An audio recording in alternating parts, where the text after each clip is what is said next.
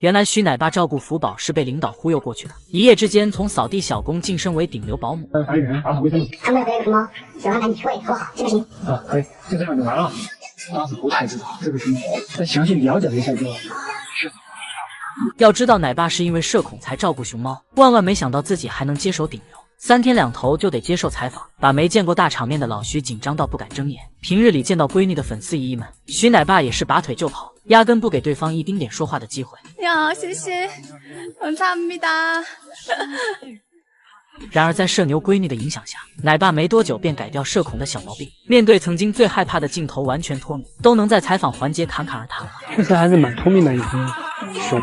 奶爸满脸嘚瑟的表情，哪里看得出一点社恐的影子？已经习惯顶流保姆身份的徐奶爸，如今不仅睁开眼睛说话，还能为了福宝的安全对起来不良游客。那很危险，太危险了！我就是干这饲养员，就是工作人员。奶爸能在社恐和社牛间灵活转换，归咎到底还是因为太爱自家小孩了。他甚至不顾被网暴的风险，也要在镜头前大声呵斥福宝。小福，是，乖。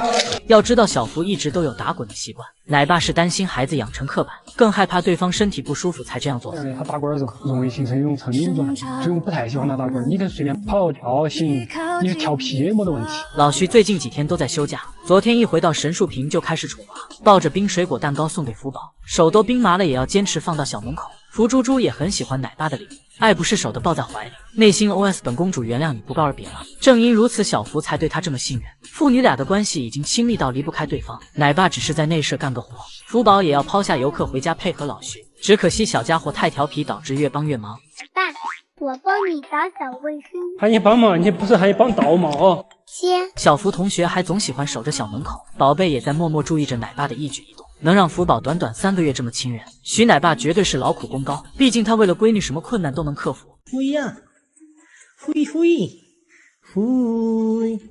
宋爷爷竟躺在辉宝床上撸猫，这下他樊雄金的名号彻底坐实。这天宋爷爷一进门就看见辉宝正挥舞着小拳头，似乎在做美梦。于是他就在一旁自言自语道：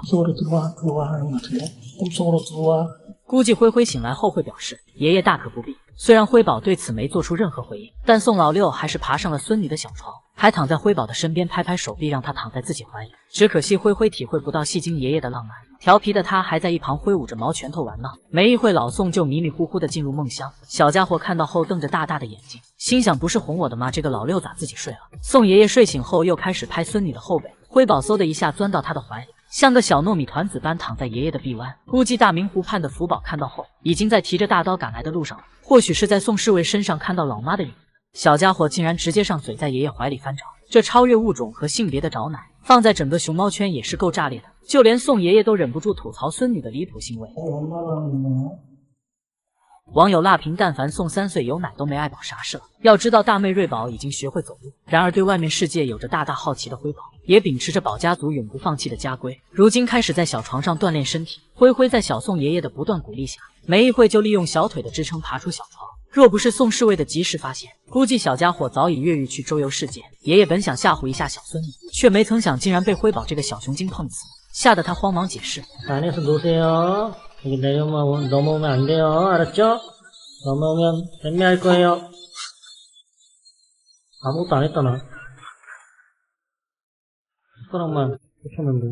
这下老宋跳进黄河也洗不清了。宋爷爷或许想讨好一下孙女，但是他却忘记女孩子最讨厌被说胖。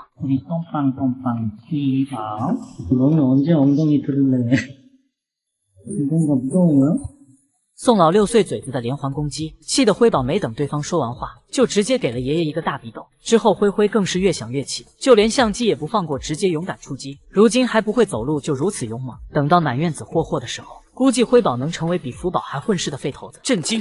顶流女明星花花和弟弟竟然要在幼儿园攻读博士。最近不少去基地看望花宝的游客发现，隔壁小2班的名牌已经全部清空，内设也看不到任何熊猫活动。官方表示4小只已经去往新区江月馆，眼见小2班都已经集体升班，甚至就连他俩的妹妹福多多也已经毕业，还有同班的爱九润月1年前就早已升班，而花花和叶这对卧龙凤雏还在谈爷爷手。不知道的还以为姐弟俩要等着与陈圆润女士的3胎做同班同学呢，只怕到时候小家伙要继承姐姐2狗1波抢花花的果果。这对卧龙凤雏也让网友们忍不住看笑话。对此，作为花叶唯粉的保安大叔第一个出面澄清：可以合法他们是按学在读6年博士，不但是要学文，读文博士，还有武博士。要知道姐弟俩一个高矮一个胖瘦，正因如此才不符合幼儿园的毕业标准。不过这可影响不了他们的卖力上班。姐弟俩经常上演相爱相杀的戏码。这天，梁小芝本来头对着头睡觉，不料小叶子一个巴掌拍向姐姐的大头，气得花花直接往地上一躺，还努力伸着手求助在场的姨姨们。看来这位小熊精小年纪就学会了碰瓷。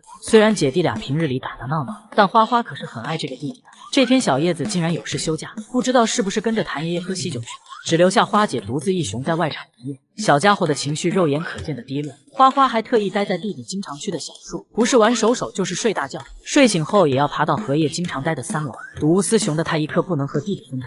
还好昨天小叶子又回来上班，看到弟弟的花花立刻开启雷达模式，那小眼神含情脉脉地盯着荷叶，或许是察觉到姐姐对自己的思念，叶子直接上前和花花一顿贴贴，还把自己的头藏在对方的大头上。叶子对姐姐如此亲密，很难不令人怀疑她是为了陪伴才刻意留级，毕竟心大的叶子还是那么挑食。谭爷爷给的竹子这小子一口也不吃，整整1下午就躺在木架上摆烂，看起来还想留在爷爷身边继续啃老。然而花花却和弟弟截然相反，他像是察觉到一些流言蜚语，平时吃东西那叫一个费劲，如今却开始为了长个子努力炫富，就算是没有笋吃，也会在小角落大口大口的啃起。不知道还能不能看到姐弟俩毕业的那天。或许3狗都毕业了，姐弟俩还在攻读博士学位。大熊猫究竟能有多聪明？整活大师林岩凭实力杀出重围，只见奶爸奶妈给他摆好取食器，本以为能看到林岩站起来的画面，却不料机智的他下1秒就咬断绳子，不费吹灰之力就破解了两脚兽的小把戏。奶爸奶妈辛辛苦苦忙活1上午，几秒钟就被这小子完全搞定。再这样下去，估计饲养员都得被他整刻板。不仅如此，他甚至在整活之余，也不忘利用聪明才智。这天林岩营业时想爬上淘气堡玩具，他知道自己的腿短爬不上去，于是直接拉来椅子充当自己的垫脚石，没多久就轻轻松松玩上了玩具。一套操作下来可谓是行云流水。然而整活大师怎少得了上房揭瓦？只见林岩脚踩玩具上咬房顶，本以为这小子会上演一场功夫熊猫的好戏，却不料下1秒就被抓包。奶爸一喊林岩就立马乖乖下来，还满脸无辜装作什么都没发生，像极了人类幼崽干坏事被大人发现的样子。不过智商超群的熊猫不止林岩，共共的聪明程度可谓是相当离谱。当奶妈不小心把篮子放得太高，本以为吃不到竹笋的共共会就此放弃，没想到对吃一门心思的他，竟然直接站到木桥上努力够笋笋。共共之后察觉到这个方法很费力，于是直接搬来床，借助高度站上去，3下2下就成功得到全部的竹笋。熊博士表示，这对本熊来说就是小菜一碟。然而熊猫圈学习能力最强的绝对是于可，这小子表面上是个妈宝男熊，实际上可是有着2年工作经验开锁师傅。可看到奶妈拿钥匙开门后，就萌生出自己的越狱计划。